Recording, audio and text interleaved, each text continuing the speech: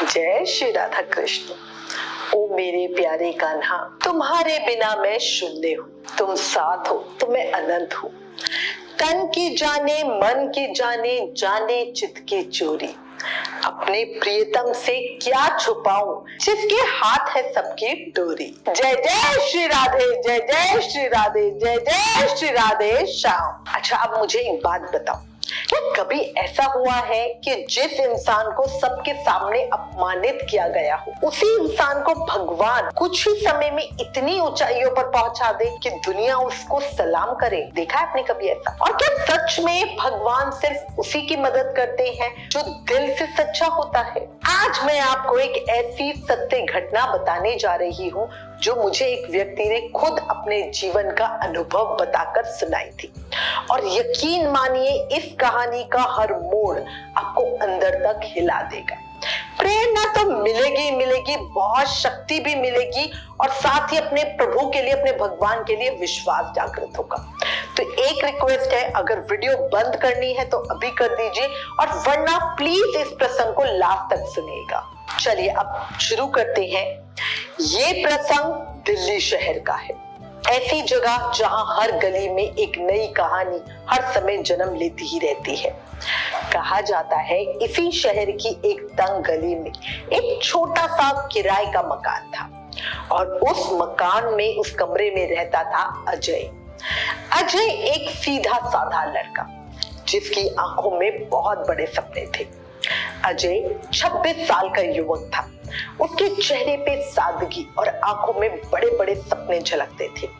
उसकी शादी थोड़ा समय पहले ही राधा नाम की एक लड़की से हुई थी, जो एक ऐसी औरत थी जिसके पास मुश्किलों में भी मुस्कुराने का हुनर था। और सच में आज के समय में ये हुनर बहुत कम में होता है। परेशानी में हम बहुत ज्यादा परेशान और दुखी हो जाते हैं, और खुशी में बहुत ज्यादा फूल जाते हैं, पर जो इंसान परेशानी में हंस सके, सही मायनों में वही इंसान है। अजय हरियाणा के एक छोटे से गांव से दिल्ली आया था। उसके माता पिता खेती करते थे, और उसका बचपन खेतों में गाय भैंस चराते हुए, गांव की मिट्टी में खेलते हुए बीता था। पढ़ाई में वो एवरेज था, लेकिन उसका दिल हमेशा कुछ बड़ा करने की चाह रखता था। गांव में उसके चाचा की एक छोटी सी किराने की दुकान थी, जहां अजय ने सालों तक बिना तनख्वाह के काम किया था। जब उसने शादी के बाद अपने चाचा से तनख्वाह मांगी, अपनी काम का मेहताना मांगा, तो चाचा ने उसे धक्के देके दुकान से निकाल दिया। चाचा ने कहा, अब तो तू बहुत बड़ा हो गया और अपने पैरों पे खड़ा हो जा। ये बात अजय को बहुत अधिक चुभ गई, लेकिन राधा ने उस समय भी उसे हिम्मत दी। उसने कहा, अजय ये तुम्हारा मौका है, कहीं दूर चलो और वहां कुछ बड़ा करके दिखाओ। ये समय है जब तुम अपने आप को साबित कर सकते हो। और दोनों हरियाणा से दिल्ली आ गए। दिल्ली में अजय की पहली नौकरी लगी श्याम प्रॉपर्टीज में। ये एक प्रॉपर्टी डीलिंग की कंपनी थी, जिसके मालिक थे गौतम जी। गौतम जी एक ऐसे इंसान थे जिनका नाम दिल्ली के प्रॉपर्टी बाजार पे बड़े सम्मान से लिया जाता था। उनकी कंपनी दिल्ली के पॉश इलाके से लेकर मध्यम वर्गीय कॉलोनियों तक सब जगहों पर हर तरह की प्रॉपर्टी डील्स करती थी। उनका ऑफिस एक पुरानी हवेली में था, जिसे उन्होंने बड़ा अच्छा सा आधुनिक सा रूप दिया हुआ था। हवेली की दीवारों पर श्याम बाबा की तस्वीरें और मंत्रों की गूंज उस जगह को ना बिल्कुल एक मंदिर जैसा एनवायरनमेंट दे रही थी। गौतम जी की जिंदगी भी किसी चमत्कार से कम रही थी। अभी हम यहाँ पे थोड़ा समय ठहर कर पहले गौतम जी के जीवन को जानते हैं, फिर अजय की कहानी पे वापस आएंगे। कुछ सालों पहले तक गौतम जी छोटे मोटे प्रॉपर्टी एजेंट ही थे। दिन रात मेहनत करते, लेकिन कामयाबी बहुत दूर थी। एक दिन उनकी मुलाकात उनके एक पुराने दोस्त से हुई, जो उन्हें खाटू श्याम बाबा के दर्शन कराने के लिए राजस्थान में ले गया। खाटू श्याम का मंदिर राजस्थान के सीकर जिले में है, जहां बाबा श्याम, जिन्हें भगवान कृष्ण का ही अवतार कहा जाता है, भक्तों की हर पुकार सुनते हैं। गौतम जी ने वहां अपनी पहली अर्जी लगाई थी, बाबा मेरे परिवार को शिक्षा शांति दो और मेरे काम को ऐसा बना दो कि मैं हर किसी की मदद कर सकूं। और उस दिन के बाद गौतम जी की जिंदगी ऐसी बदल गई कि क्या ही कहूं। उनकी छोटी सी दुकान एक बड़ी कंपनी में तब्दील हो गई।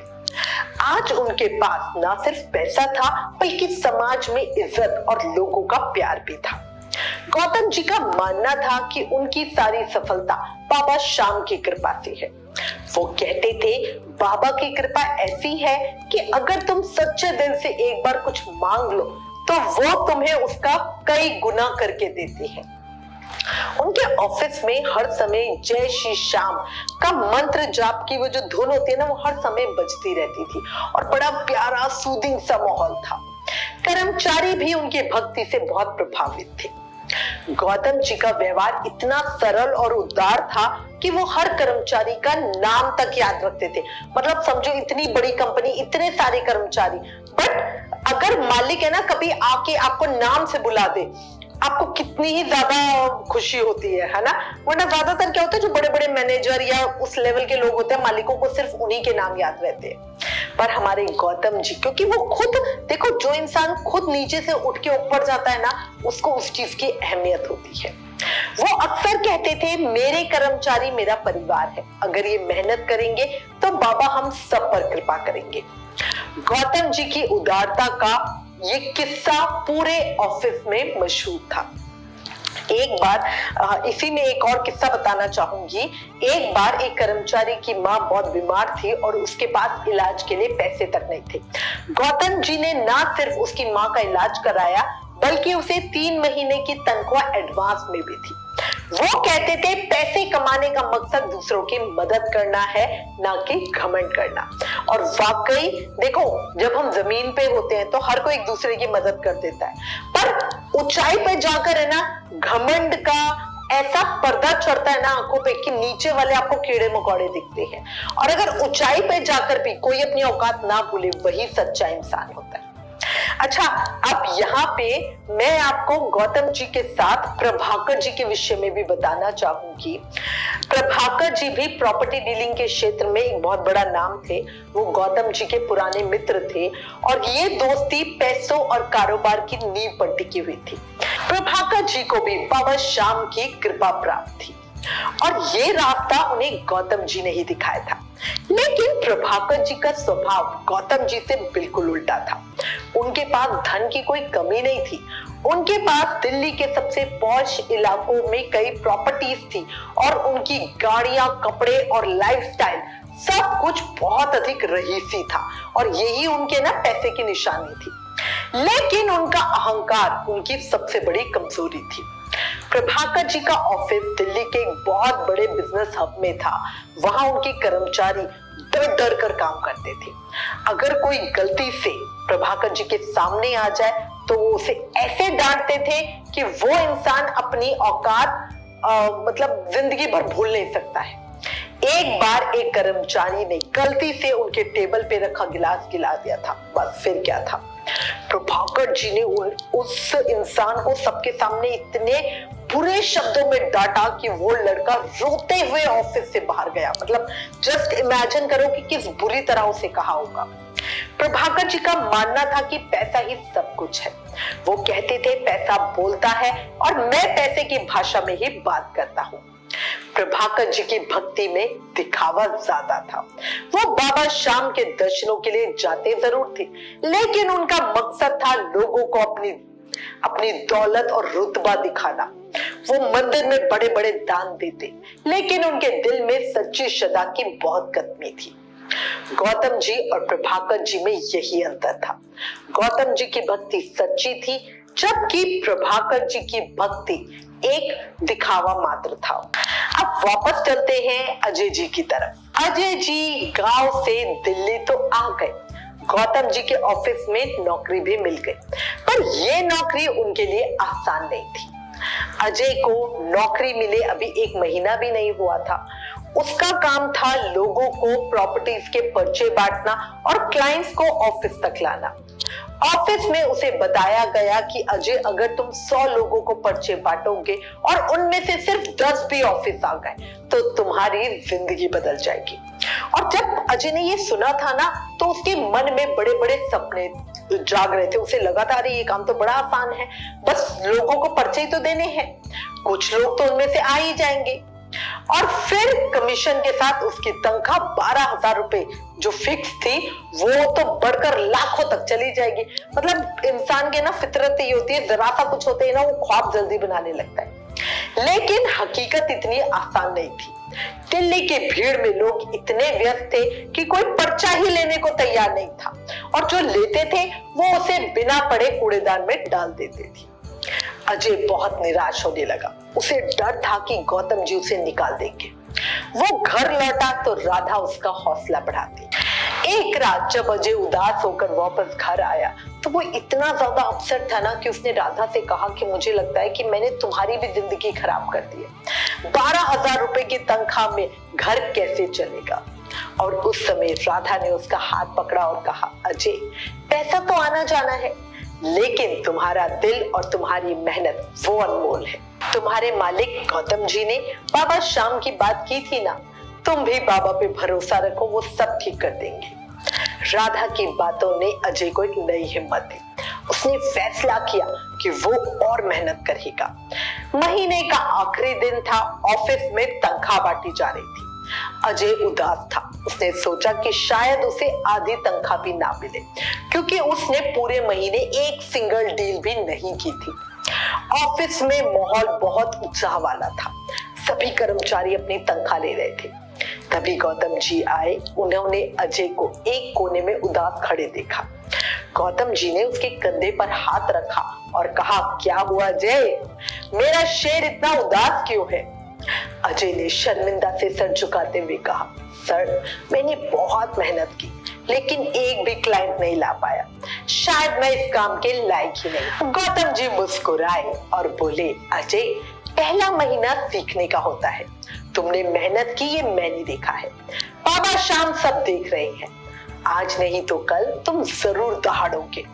फिर उन्होंने सभी कर्मचारियों को बुलाया और कहा, आज अजय के लिए ताली बजाओ। ये हमारा शेर है और ये एक दिन जल्दी कुछ बहुत बड़ा करेगा। गौतम जी ने अजय को पूरी जो उसकी सैलरी थी 12,000 रुपए पूरी तनख्वाह दी। अजय की आंखों में आंसू आ गए, क्योंकि वो तो सोचा था इस महीने तो तनख्वाह कटकर ही मिलेगी। वो गौतम जी के पैर छूने लगा, लेकिन गौतम जी ने उसे रोक दिया और कहा, पैर मत छुओ अजय, बस उस तस्वीर की ओर देखो। और उन्होंने ऑफिस में लगी बाबा श्याम की तस्वीर की ओर इशारा कर दिया। हर सुबह जय श्री श्याम बोलकर काम शुरू करा करो, बाबा सब ठीक करेंगे। अगले महीने अजय ने और मेहनत की। वो सुबह जल्दी उठकर राधा के साथ चाय पीता और जय श्री श्याम बोलकर दिल्ली की सड़कों पर निकल पड़ता। उसका व्यवहार इतना अच्छा था कि लोग उसकी बात सुनने को रुक ही जाने लगे। धीरे धीरे उसके पर्चे काम आने लगे। उस महीने 10 लोग वाकई ऑफिस आ गए और उनमें से 2 ने प्रॉपर्टी बुक भी कर ली। अजय की मेहनत रंग लाई और उसे 21,000 रुपए मिले। 12,000 रुपए तनख्वाह के और 9,000 रुपए कमीशन के। धीरे धीरे अजय की गाड़ी ट्रैक पे आ रही थी और वो बहुत खुश था। पर जीवन में ना कभी एक जैसा समय नहीं रहता। जीवन भी हमें उतार चढ़ाव दिखाता रहता है। एक दिन अजय के ऑफिस में बहुत खलबली मची हुई थी, क्योंकि प्रभाकर जी आए हुए थे। वो गौतम जी के साथ खाटू श्याम बाबा मंदिर में दर्शनों के लिए जा रहे थे। प्रभाकर जी ने श्याम बाबा के लिए एक चांदी का बड़ा सुंदर मुकुट बनवाया था और वो इसे गौतम जी को दिखाने आए थे। ऑफिस में सभी लोग उस मुकुट को देखने के लिए बहुत उत्साहित थे। अजय भी पास खड़ा था। उसने उत्साह से मुकुट की ओर हाथ बढ़ाया, क्योंकि कई बार ना ऐसी चीज देख के हमें छूने का मन करता है। लेकिन उसका बुरा समय प्रभाकर जी ने देख लिया और उसे जोर से डांटा, ये क्या बदतमीजी है, तेरी औकात कैसी हुई इसे छूने की? और फिर सबके सामने उन्होंने अजय के गाल पे एक थप्पड़ जड़ दिया। ऑफिस में सन्नाटा छा गया। थप्पड़ इतना जोरदार था कि अजय की आंखों में आंसू आ गए, लेकिन वो चुप रहा। गौतम जी को ये बात बहुत बुरी लगी, लेकिन प्रभाकर जी का रुतबा इतना ज्यादा था कि वो कुछ बोल ना सके। प्रभाकर जी ने गुस्से में कहा, गौतम, इसे अभी ऑफिस से बाहर निकाल दो, वरना तुम्हारी हमारी डील कैंसिल हो जाएगी। गौतम जी ने अजय को बचाने की कोशिश भी की, लेकिन प्रभाकर जी का दबाव इतना था कि उन्हें अजय को मजबूरी में नौकरी से निकालना ही पड़ा। अजय हैरान, परेशान, उदास घर लौटा, पूरी तरह टूटा हुआ। उसने राधा को सारी बात बताई। वो रोते हुए बोला, राधा, मुझे आज पता चला कि पैसा कितना जरूरी है। उसने सबके सामने मेरे पे हाथ उठाया और गौतम जी कुछ न बोल सके। राधा ने उसे गले लगाया और कहा, अजय, पैसा जरूरी है, लेकिन इज्जत उससे भी बड़ी है। तुमने सुना था ना, गौतम जी ने बाबा श्याम की बात की थी। तुम भी बाबा से अर्जी लगाओ, वो सब ठीक करेंगे। अगले दिन अजय ने एक छोटी सी श्याम बाबा की तस्वीर खरीदी और घर में रखी। वो हर सुबह जय श्री श्याम बोलकर निकलता। उसने फैसला किया कि अब वो अपने दम पर कुछ करके दिखाएगा। एक दिन वो एक छोटे से होटल में चाय पी रहा था, तभी उसकी मुलाकात उसके एक पुराने दोस्त से हुई। उस दोस्त ने कहा कि अजय, तुम तो प्रॉपर्टी डीलिंग का काम करते हो ना, मेरे एक दोस्त को किराए पे दुकान चाहिए। अजय ने तुरंत उसका नंबर लिया और अगले दिन उस दुकान की डील करवा दी। उसे 2000 रुपए की कमीशन मिली। ये छोटी सी शुरुआत थी। अजय ने अपने घर को ही ऑफिस बना लिया। वो दिन रात लोगों से मिलता, उनकी जरूरतें समझता और छोटी छोटी डील्स करवाता। उसका व्यवहार इतना अच्छा था कि लोग उस पर भरोसा करने लगे। 6 महीने बाद उसने एक बड़ी प्रॉपर्टी की डील करवाई, जिसमें उसे पूरे 50,000 रुपए का कमीशन मिला। अब वो अपने घर में रहता था, जिसे उसने किराए से खरीद लिया था। उसके कपड़े, जूते, आत्मविश्वास सब कुछ बदल चुका था, लेकिन उसका दिल वही था, सादा और बाबा श्याम के प्रति श्रद्धा से भरा हुआ। 1 साल बाद 11 अगस्त का दिन था। अजय ने फैसला किया कि वो बाबा श्याम के दर्शनों के लिए जाएगा। उसने एक सुनार से श्याम बाबा के लिए एक बढ़िया सोने का मुकुट बनवाया। वो मुकुट इतना खूबसूरत था कि सुनार भी हैरान रह गया कि उसने ये क्या ही बना दिया। सुनार ने कहा, अजय भाई, आप पहले हो जो श्याम बाबा के लिए इतना सुंदर सोने का मुकुट बनवा रहे हो। खाटू श्याम के दरबार में अजय लाइन में खड़ा था। उसके ठीक आगे प्रभाकर जी भी थे, जो चांदी का मुकुट लेकर आए थे। जब प्रभाकर जी ने अपना मुकुट पुजारी को दिया तो उन्होंने सबके सामने दिखावा किया, ये मेरी तरफ से बाबा के लिए है। और तभी अजय ने अपना सोने का मुकुट पुजारी जी को दिया। भीड़ में सन्नाटा छा गया। लोग हैरान थे कि ये कौन है जो इतना भारी सोने का मुकुट लाया है। प्रभाकर जी ने अजय को देखा और उसे पहचान लिया। वो तो दंग ही रह गए, लेकिन अजय ने शांति से कहा, मैं वही अजय हूँ जिसे आपने थप्पड़ मारा था। आज मैं सिर्फ बाबा के लिए आया हूँ। जय श्री श्याम। प्रभाकर जी के पास कोई भी जवाब ही नहीं था। वो चुपचाप अपनी गाड़ी में बैठे और चले गए। अजय की जिंदगी अब पूरी तरह बदल चुकी थी। वो दिल्ली के प्रॉपर्टी बाजार में एक जाना माना नाम बन चुका था। उसका व्यवहार, उसकी मेहनत और बाबा श्याम के प्रति उसकी भक्ति ने उसे वहां पहुंचा दिया जहां वो कभी सपने में सोच भी नहीं सकता था। लेकिन उसने कभी घमंड नहीं किया। वो हर 2 महीने में खाटू श्याम जी जाता और बाबा से यही प्रार्थना करता कि बस मुझे इतना दे दो कि मैं दूसरों की मदद कर सकूं। गौतम जी ने भी अजय की सफलता की खबर सुनी। उन्होंने उसे अपने ऑफिस में बुलाया और कहा, अजय मेरे शेर, मैंने कहा था ना, मेरा शेर एक दिन दहाड़ेगा जरूर, और आज मुझे तुम पे बहुत गर्व है। और अजय ने मुस्कुराते हुए कहा, सर, ये सब श्याम बाबा की कृपा और आपकी ही प्रेरणा का फल है। देखो, जिसे भगवान ऊंचा उठाते हैं उसे कोई नीचे नहीं गिरा सकता। बस चाहिए तो उसका साथ चाहिए। आज अजय एक बहुत सफल इंसान है, लेकिन उसकी सबसे बड़ी पहचान उसकी भक्ति है ना।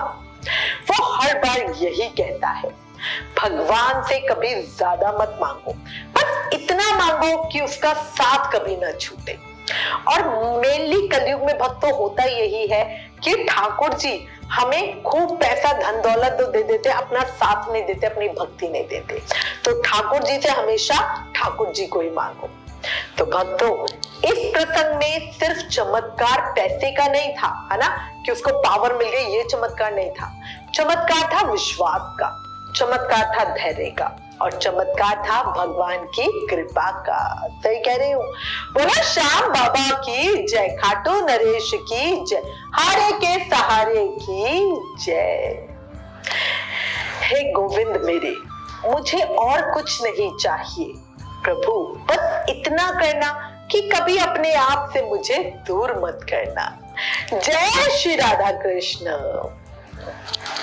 अगर ये प्रसंग, ये कहानी दिल को छू गई हो, आंखें कुछ नम सी हो गई हो, तो प्लीज इस वीडियो को लाइक करें, चैनल को सब्सक्राइब करें और इसे ज्यादा से ज्यादा शेयर करें ताकि और लोग भी इस चमत्कार को महसूस कर सके। हम फिर मिलेंगे जल्दी एक और नई वीडियो के साथ, जिसमें आपको किसी और भक्त का अनुभव बताऊंगी। और तब तक के लिए जय श्री श्याम।